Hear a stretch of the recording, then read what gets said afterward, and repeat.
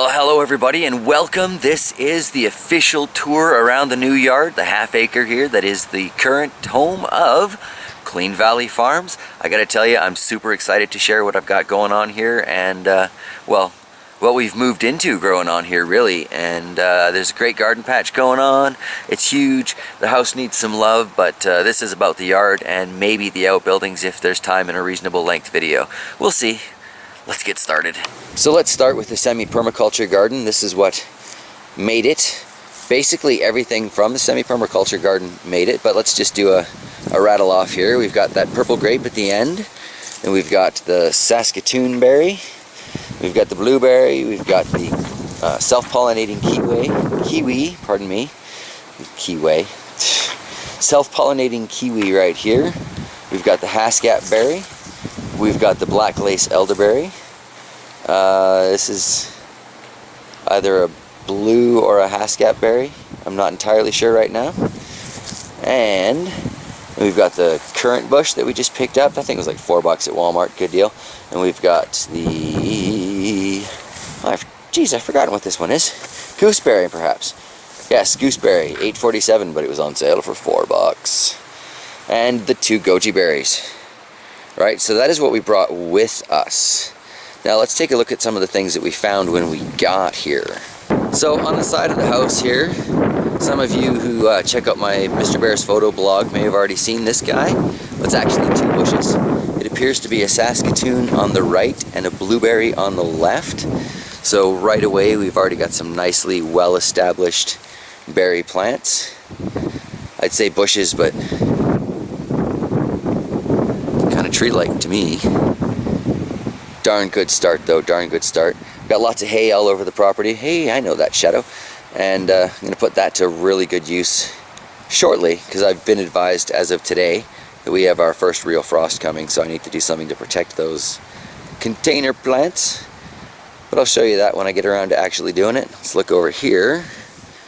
This is great. This red thing kind of looks like an elephant from the right angles.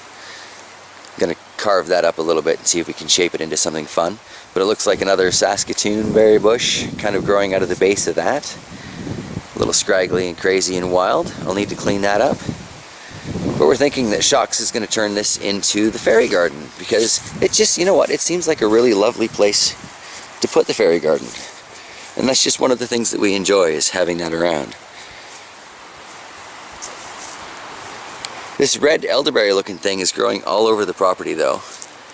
Got it on the wind tower in the back as well. So, need to find out if it's an edible or not. And if not, it's going to have to go. But look at this beautiful space.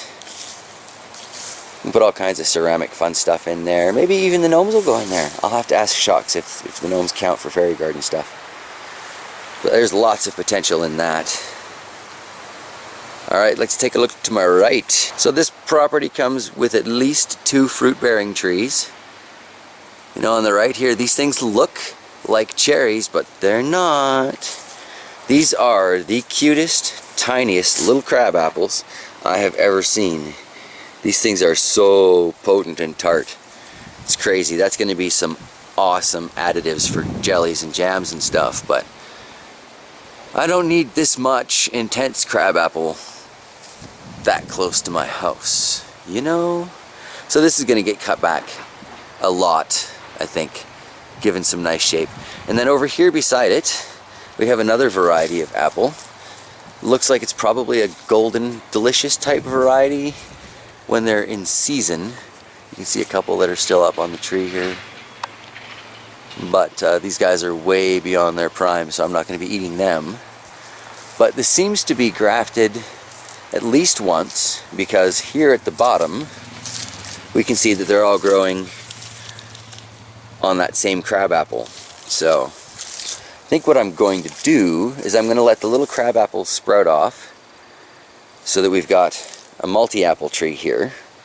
And I might cut this puppy completely down, or I might just prune the heck out of it and try grafting on some other fruits. Why not, right? Just beyond the apple trees we have this hedge work that looks like it was basically an original property divider line. I haven't figured out what these are yet. but I found some pods on them that make me think maybe it's a wisteria variety. Not entirely sure. Looking forward to finding out though. And then here we've got the driveway for the second property. Because this is, in fact, two properties that were merged into one. So that's going to be fun. We got the pine trees that were the Windbreak. Gonna have a lot of work to do there. But there will be some decent firewood out of that. The other side of that Windbreak. Basically everything that needs to be mowed is our yard. We didn't bring a lawnmower yet, nor have I picked one up. But it kind of goes to the end of that orange fence way back there. We'll take a look at that in a minute. The Shocks and I are thinking about putting up a, I don't know, almost like an information booth like you'd see on the side of the highway for what is aquaponics and what is permaculture and the benefits of building with adobe.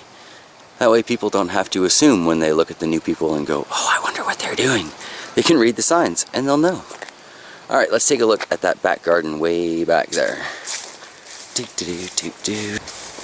So here we're starting to approach that back garden. This property feels so huge. And we can see that when they purchased the second yard and decided to merge them, they planted in a new windbreak here that hasn't quite picked up. We've got some evergreens in here. And look at this elderberry bush. This thing is huge.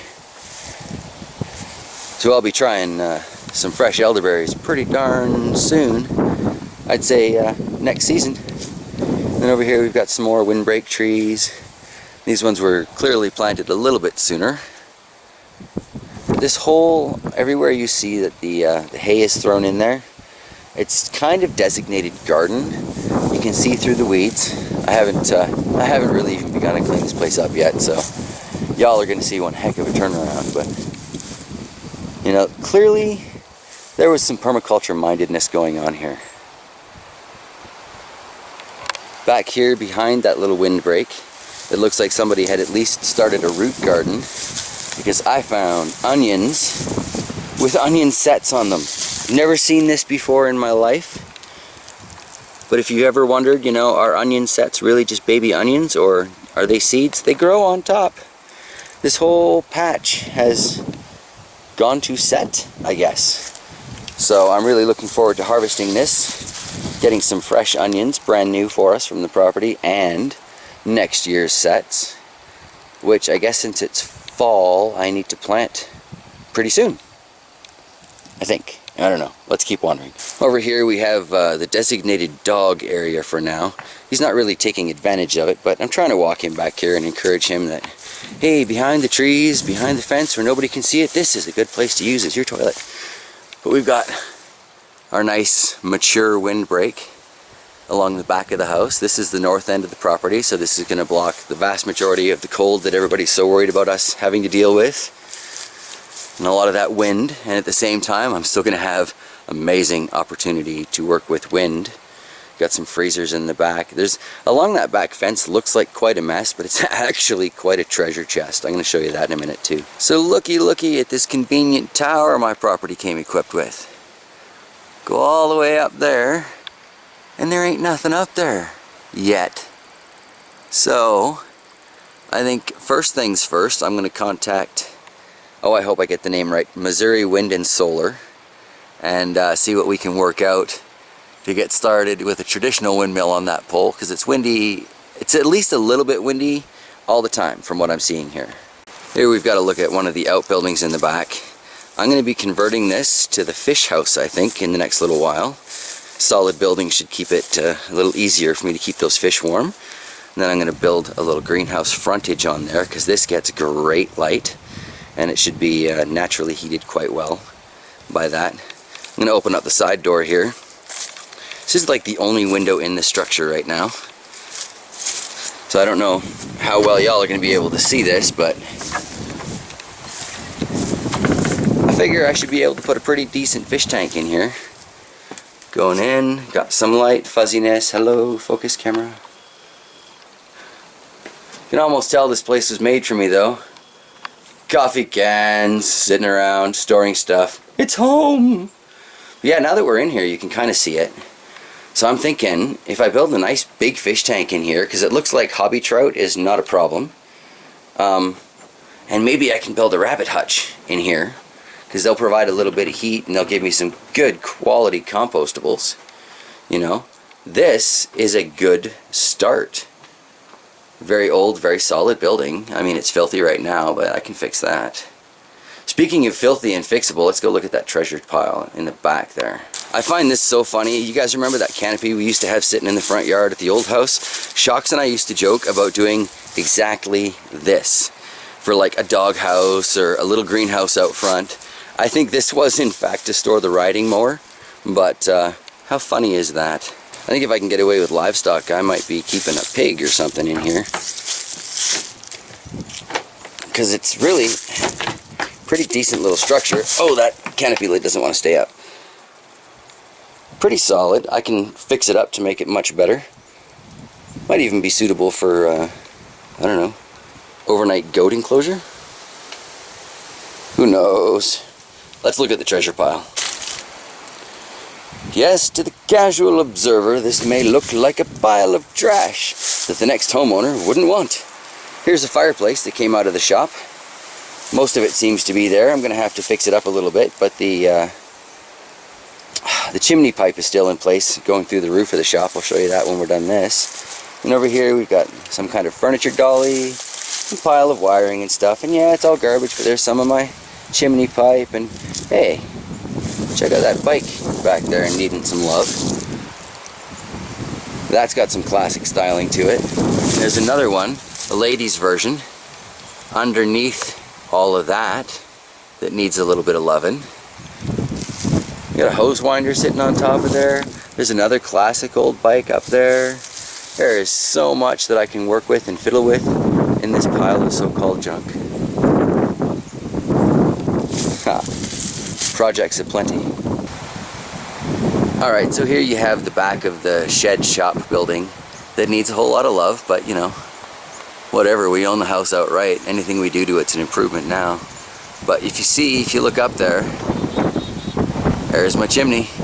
Oh yeah, this place came equipped with a shed in a box. Garage in a box. Bigger size than the one we left behind. Of course, the door doesn't zip down on this one, but who cares? Good frame for a greenhouse, maybe. We shall see. But yeah, so I've finally got a proper shop, and we've got room in there for storage, and I've got room in there for a side building, and. So this is crazy. Oh, I want to show you something Creepshow in that shop, though. Okay, so for the record, we've heard from everybody in town, and it didn't take long, it's not a big town, that the people who lived here before us were actually wonderful people, you know. Look, I got free doors to mess with for my future greenhouse. Found windows in another building. You know, so look at my shop. Look, I have a shop. And I even know where to put my wrenches. It's all been previously marked out for me. Many thanks, Ken. But we're in here for the Creepshow. I wonder where I will deal with my rabbit dispatch. I wonder if they hunted. Tag 204, tag 205. But yeah, okay. So, Creepshow. Where's the light switch for this thing? I don't know where it is. But, oh, here we go. Clearly it's just where he stored his dirty stuff and his hunting equipment and stuff, like green jacket and stuff. But you know, I see the knife, I see the teddy bear, I see the coveralls and the big boots and the little room, and I am instantly reminded of so many kidnapping type horror stories. You know, it doesn't feel like anything bad's ever happened here, but iodine up there. Like, it just, you open this door and you instantly have questions. Yeah. But there you go. Here's a look at the yard and the outbuildings on the new location of Clean Valley Farms that we own outright.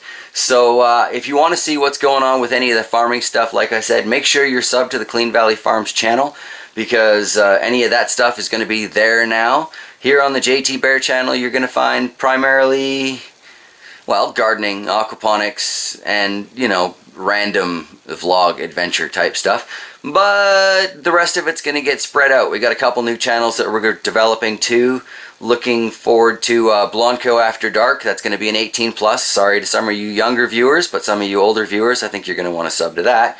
And we're also considering a Blonco Travels video.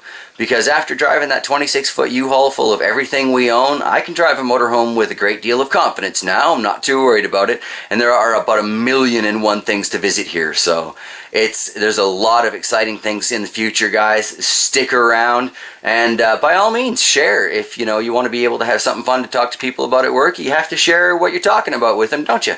So, yeah. All right, everybody. I love you. Thanks for sticking around. And I will be back to you as soon as I've unpacked more of my stuff.